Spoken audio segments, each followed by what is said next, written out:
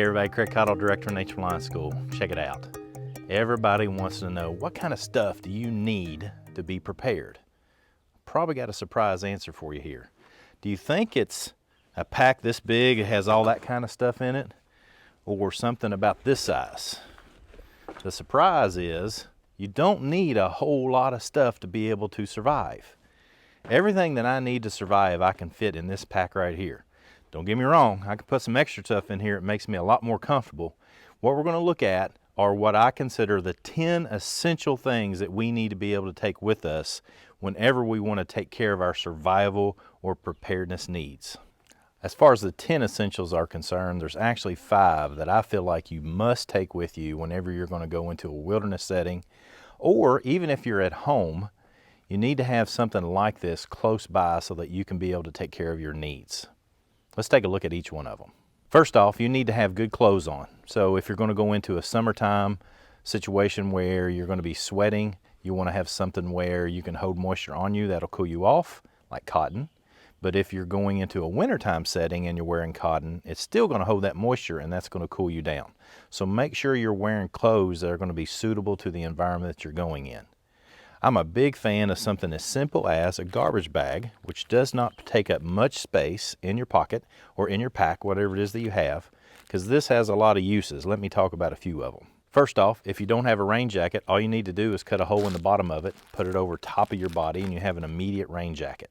Secondly, you can lay it down on the ground, and when you lay it down on the ground, if the ground is wet, that's going to keep you dry so that you can lay down on something that is not wet. Next, if you don't have a sleeping pad, what you can utilize the garbage bag for is to fill it full of leaves or grass or something of that nature, and then you basically create yourself a mattress that you can utilize in a wilderness area.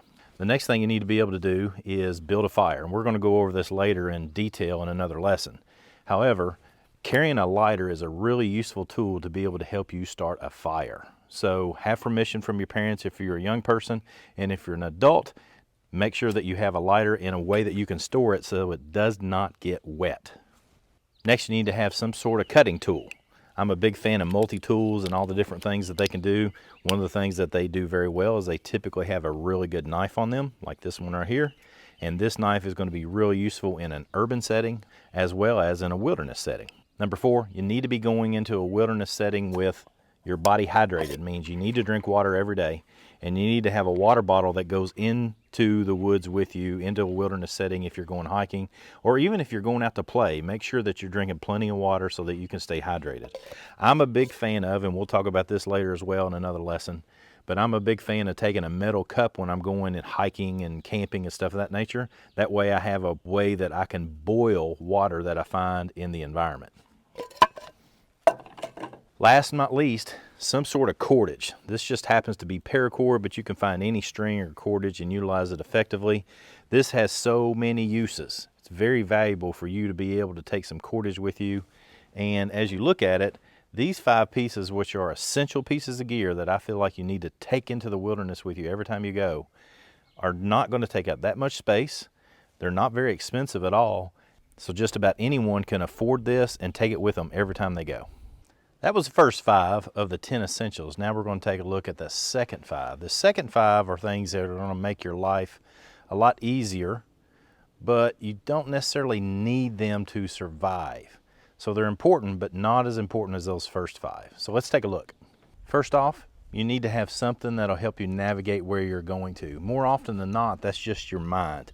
You know how to get to the park. You know how to hike this trail. But one of the important things that a lot of people don't know is that not all trails make a loop. So I'm a big fan of having a map, and I like to put it in a Ziploc bag so that it stays dry. And I have a compass, and I know how to use both. So that's very important. We'll have another lesson that's going to go into detail on that. As far as navigation is concerned, we're a big fan at Nature Reliance School of using the app Gaia GPS and having a battery backup for our phones. Matter of fact, that's the primary go-to navigation equipment that I utilize on most everything that I do, is Gaia GPS. It's a GPS unit that is just basically an app on your phone, so you don't have to have a separate unit, and it works exceptionally well. It's really easy. There's a free version and there is a paid version. Secondly, as we are going to go into detail in another lesson, first aid supplies. So I'm just going to briefly mention them here, but you need to take some first aid supplies with you whenever you're going to go into particularly an overnight situation. Flashlight. It doesn't have to be a monster one either. You can see that I carry a flashlight with me everywhere I go on my car keys in a situation where I am unexpectedly caught outside. So that's always with me. Snacks. If I know I'm going to go outside, I'm going to be outside for a long time, or if I know that I'm going to go outside and possibly have to stay overnight, I love to have some snacks. So anything I like, nuts and small packages of little snacks like this that I can put in my small pack and have those for me whenever I need them. Last but not least, you need to have some sort of signal. So if I'm out in a wilderness area where everything's green and I'm wearing green, well, I'm going to match the wilderness. So what I need to do is have something, whether it's a bandana or a shirt on, or something like this, which is a little seat that I carry with me a lot of times. You can tell I use this a lot. Then if somebody's looking for me, I can utilize this as a signal. Now, if I'm still in school, and that might be you, if you're still in school, I'm a big fan of taking a whistle with you. So it is one of those things that I feel, for those of you that are parents, that you have to put on a child if they're going to go in the outdoors, and know that that whistle is something that is not a toy. It's not something to play with. It is something that you utilize only when you're in danger. Hey, you're probably like me, and then you like kind of stuff like gear and all the things that go along with it. But I want to tell you from my experience, there's 3 things that you need to communicate to others whenever you're going to go outside. If you're 50 and going hiking, or if you're 15 and going down the street, you need to tell somebody these 3 things whenever you're going to go outside. Number 1, where you're going. Number 2, what time they should expect you to come back home. And number 3, who you're going with. If you tell somebody those 3 things, then if something happens to you and you don't come home, let's say you break an ankle, let's say you get lost or something of that nature, then they can do everything they can to get the proper first responders out to find you. That way, you don't have to be stuck out there by yourself for very long. So again, tell someone where you're going, when they should expect you to return home, and who you're going with. Those are vital to taking care of yourself. Now, with that in mind, what I want to do is think about all this gear. How are we going to carry it? And what kind of things do we need to have on our feet so our feet are protected? Those are very important things that we need to consider. So what I'm going to do is I'm going to look at some different footwear, and I'm also going to look at how you can carry stuff differently so that you stay comfortable and can spend more time outside. Hey, I'm probably going to surprise you when I tell you this next thing. But when we're talking about footwear, the shoes that I like to wear the most when I go into the outdoors is just my old tennis shoes. They're comfortable. I know what they feel like on my feet. They take care of the bottom of my feet. But that is me, and I'm an older person, and so I don't do a whole lot of running around and jumping around in the woods these days. If you're going to wear something that you know you're going to be moving around a lot, or you might be climbing up a tree or something of that nature, you might want to get some hiking shoes or hiking boots. What this does is it brings up the base of the shoe a little bit higher so it protects your ankle, because your ankle is one of the most susceptible pieces of your body to get hurt. So hiking shoes are going to be almost imperative for you if you're going to do a whole lot of backpacking, or if you're going to do a whole lot of hiking in areas where you might be running your ankles against rocks and logs and stuff of that nature. If you're going to stay on trail, again, I usually just wear tennis shoes. Now think about if you want to go explore a creek, if you want to go in and check out rocks, you want to go fishing or something like that. I wear some sort of shoe that it doesn't hurt me for my feet to get wet, and I usually just don't wear socks. Now, that's not going to work too well if it's cold, but in the summertime, if I'm going to do some exploring in a creek, I'll just wear something like Crocs or rubber shoes or sandals or something like this. The beautiful thing about these, Crocs that is that they float. And so if they fall off of my feet while I'm in the middle of a creek, then I just reach down there floating on top of the water. Even if they fall off underneath the water, they'll float up to the top. Now, with all that said, let's think about how we're going to carry all this stuff that we have with us. What we're going to do now is we're going to go back to my little pack and my big pack. I'll show you when I can carry each and some things that are very important so you can stay healthy.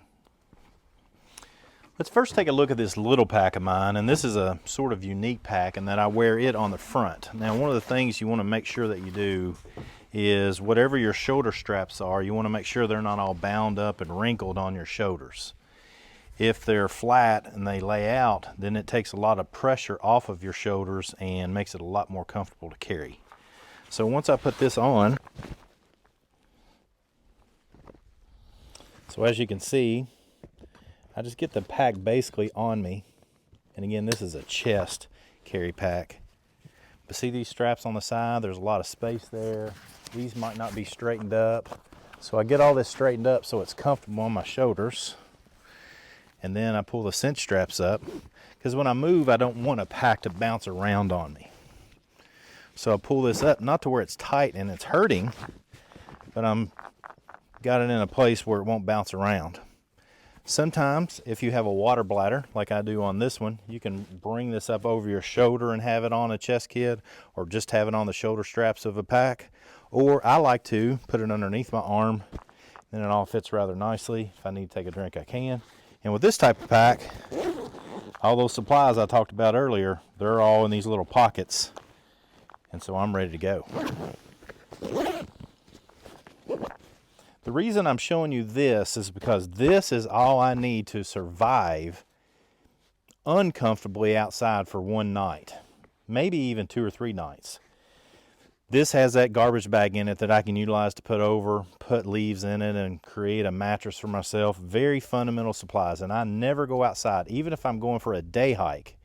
Only if I'm going out for an hour to look at trees and study and research.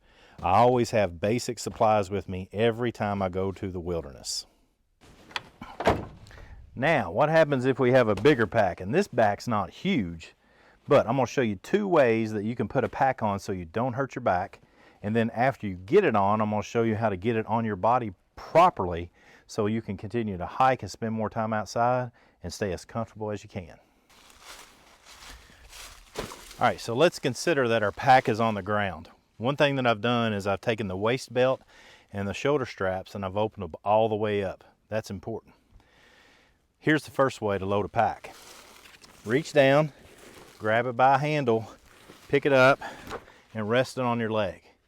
Now this pack's not incredibly heavy, so this is easy to do, but if you've got a 100-pound pack or you're going for a long backpacking trip, 50 pounds or something like that, this is going to be very beneficial to you. Pull open the strap, put it on your shoulder, swing it around till you can get your other shoulder into the other strap. Now, what I like to do is bend over slightly so that I can make sure that it's on my body. First thing I want to do is knot the shoulder straps. First thing I am going to do is get the waist belt. So I get it connected and cinched up on my waist. I want this resting on my hips. I want to be able to move and the pack is stable. Next thing I do is I then get my shoulder straps and I pull them snug. What I'm looking for is right through here, I want the pack against my back. I don't want it hanging off of my back. And then to keep it from sliding off my shoulders, if I have a sternum strap,